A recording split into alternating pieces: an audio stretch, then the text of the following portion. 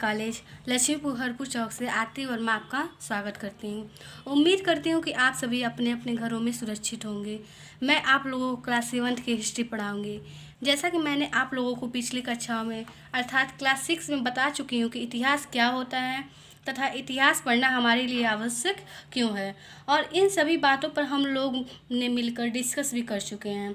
आज मैं आप लोगों को क्लास 7 का पहला अध्याय पढ़ाऊंगी, जिसका नाम 1000 वर्षों के दौरान हुए परिवर्तनों की पड़ताल है। अर्थात जो हमारे हजारों वर्षों के दौरान परिवर्तन हुए थे, हम उनके बारे में विस्तार रूप से जानकारी प्राप्त करेंगे। अब बुक में देखिए आप लोग मानचित्र 1 और 2 पर नज़र डालिए। मानचित्र 1 कहाँ है? हमारे पहले पृष्ठ पे, और मानचित्र 2 हमारे दूसरे पृष्ठ पर है। मानचित्र 1 अरब भूगोलवेत्ता अल इदरीसी ने 1154 में बनाया था। अरब भूगोलवेत्ता यानी कि एक भूगोलवेत्ता थे जो भूगोल के बारे में ज़्यादा जानकारी रखते हैं, उन्हें भूगोलवेत्ता कहते हैं। वे अल इदरीसी ने 1154 में इस मानचित्र को बनाए थे। यहाँ जो नक्शा दिया गया है वह उसके द्वारा बनाए गए दुनिया के बड़े मानचित्र का एक हिस्सा है। वह ये जो नक्शा बनाए हैं वो एक दुनिया का जो बड़ा सा मानचित्र था उसका एक छोटा सा हिस्सा था, और भारतीय उपमहाद्वीप को दर्शाता है। और ये जो नक्शा है ये भारतीय उपमहाद्वीप को दर्शाता है। मानचित्र 2 में फ्रांसीसी मानचित्रकार ने 1720 में बनाया था। मानचित्रकार है या मानचित्रकार किसे कहते हैं? तो मानचित्रकार जो व्यक्ति नक्शा या मानचित्र बनाते हैं उन्हें मानचित्रकार कहते हैं। दोनों नक्शे एक ही इलाके के हैं, मगर उनमें काफ़ी अंतर है। दोनों नक्शे क्या हैं? एक ही इलाके के हैं, लेकिन उनमें बहुत सारे अंतर हैं। अल इदरीसी के नक्शे में दक्षिण भारत उस जगह है जहां हम आज उत्तर भारत ढूंढेंगे।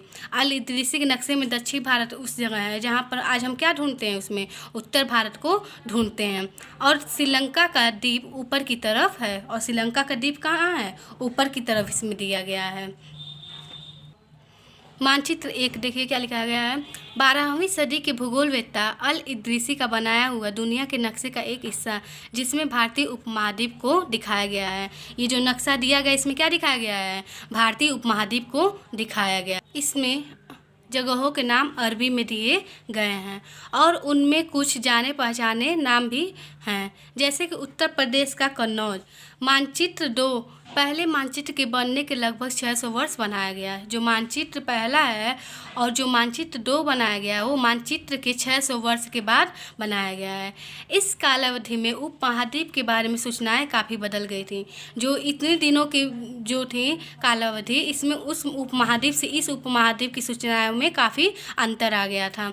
यह नक्शा हमें ज़्यादा परिचित लगेगा। उसमें विशेषकर तटीय इलाकों के बारीक ब्यौरे देखकर आश्चर्य होता है।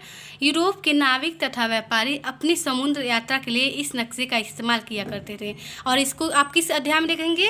अध्याय 6 में देखेंगे। अब देखिए नाविक किसे कहते हैं? नाविक वो होते हैं जो नावों के द्वारा यात्रा करके एक जगह से दूसरी जगह पर जाते हैं और अपनी क्या करते हैं? व्यापार करते हैं। व्यापारी भी वही हैं जो एक स्थान से दूसरे स्थान जाकर अपने व्यापार अपने सामानों को लेन देन करते हैं या बेचते हैं और खरीदते हैं। मानचित्र 2 के बारे में कुछ दिया गया है।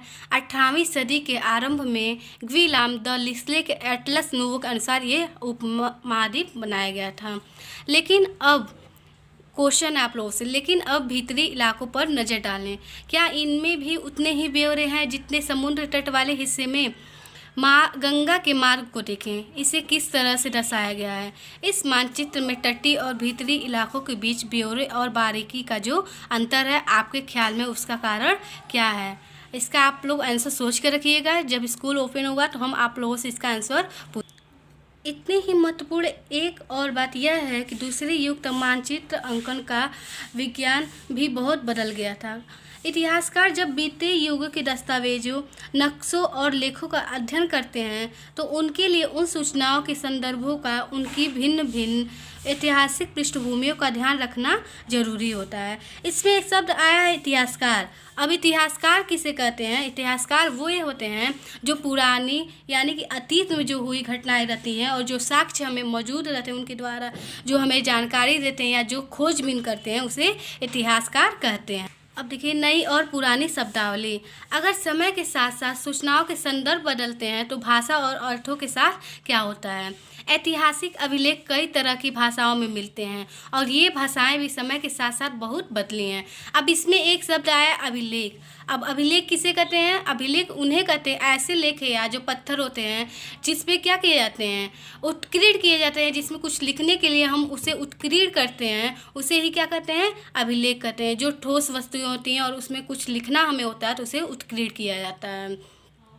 उदाहरण के लिए मध्य युग की फारसी आधुनिक फारसी भाषा से भिन्न है। जो मध्य युग की फारसी थी वो आधुनिक फारसी के भाषा से क्या है? भिन्न है। यह भिन्नता सिर्फ व्याकरण और शब्द भंडार में ही नहीं आई है, समय के साथ साथ शब्दों के अर्थ भी बदल जाते हैं। उदाहरण के लिए हिंदुस्तान शब्द ही लीजिए। आज हम इसे आधुनिक राष्ट्र राज्य भारत के अर्थ में लेते हैं। 13वीं सदी में जब फारसी के इतिहासकार मिन्हाज ए सिराज ने हिंदुस्तान शब्द का प्रयोग किया था तो उसका आशय पंजाब, हरियाणा और गंगा यमुना के बीच में स्थित इलाकों से था। उस समय जब हिंदुस्तान शब्द का प्रयोग किया गया था तो जो पंजाब और हरियाणा, गंगा यमुना के बीच में जो भी इलाके आते थे उनमें को हिंदुस्तान शब्द का प्रयोग करके नाम से पुकारा जाता था। उसने इस शब्द का राजनीतिक अर्थ में उन इलाकों के लिए इस्तेमाल किया जो दिल्ली के सुल्तान के अधिकार क्षेत्र में आते थे। उस समय जो दिल्ली के सुल्तान थे और उनके अधिकार के क्षेत्र में जो आते थे उसके लिए उन्होंने हिंदुस्तान शब्द का प्रयोग किया था। सल्तनत के प्रसार के साथ साथ इस शब्द के अंतर्गत आने वाले क्षेत्र भी बढ़ते गए, लेकिन हिंदुस्तान शब्द में दक्षिण भारत का समावेश कभी नहीं हुआ। लेकिन हिंदुस्तान में दक्षिण भारत का समावेश यानी कि उसका कभी भी नामो निशान या मिलन नहीं हुआ। इसके विपरीत 16वीं सदी के आरंभ में बाबर ने हिंदुस्तान शब्द का प्रयोग इस उपमहाद्वीप के भूगोल, पशु पक्षियों और यहाँ के निवासियों की संस्कृति का वर्णन करने के लिए किया। और इसके बाद 16वीं सदी के आरंभ में बाबर ने हिंदुस्तान शब्द का प्रयोग क्यों किया? क्योंकि इस उपमहाद्वीप में जो पशु पक्षी और यहाँ के निवासी हैं उनकी संस्कृतियों का वर्णन करने के लिए हिंदुस्तान शब्द का प्रयोग किया। यह प्रयोग 14वीं सदी के कवि अमीर खुसरो द्वारा प्रयुक्त शब्द हिंद के ही कुछ समान था, मगर जहां भारत को एक भौगोलिक और सांस्कृतिक सत्य के रूप में पहचाना जा रहा था वहां हिंदुस्तान शब्द से वे राजनीतिक और राष्ट्रीय अर्थ नहीं जुड़े थे जो आज हम जोड़ते हैं। किसी भी शब्द का प्रयोग करने में इतिहासकारों को बहुत सावधान रहना चाहिए क्योंकि अतीत में उन शब्दों के कुछ अलग ही अर्थ थे। उदाहरण के लिए विदेशी जैसा सीधा साधा शब्द ही ले लीजिए। कुछ ऐसी जो अर्थ थे वो पहले के युग में कुछ और थे और अब उनका अर्थ कुछ और हो गया है। हमारे लिए आज इसका अर्थ होता है ऐसा व्यक्ति जो भारतीय न हो।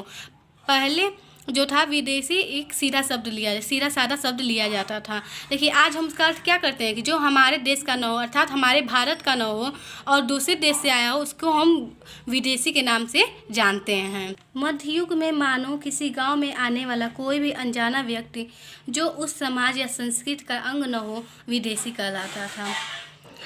पहले क्या होता था कि जब किसी गांव में कोई अनजाना व्यक्ति आ जाता था और उस समाज या संस्कृति का हिस्सा नहीं होता था तो उसे विदेशी कहलाता था। ऐसे व्यक्ति को हिंदी में परदेशी और फारसी में अजनबी कहा जा सकता है। ऐसे व्यक्ति जो उस संस्कृति का अंग न हो उसे हिंदी में परदेशी और फारसी में अजनबी कहा जा सकता है और वो आज भी कहा जाता है। इसलिए किसी नगरवासी के लिए वनवासी विदेशी होता था, किंतु एक ही गांव में रहने वाले दो किसान अलग अलग धार्मिक या जाति परंपराओं से जुड़े होने पर भी एक दूसरे के लिए विदेशी नहीं होते। किंतु अगर एक गांव में कोई दो किसान या दो से ज़्यादा कोई लोग रहते थे और उनका धर्म या जाति अलग अलग परंपराओं से जुड़े होते थे फिर भी उनको हम विदेशी के नाम से नहीं जानते हैं। अब देखिए इतिहासकार और उनके स्रोत। जो इतिहासकार हैं और उनके जो स्रोत मिले हैं उनके बारे में हम अगले वीडियो में आपको बताएंगे। अभी तक आप लोग इतना पढ़िए और समझिए। धन्यवाद।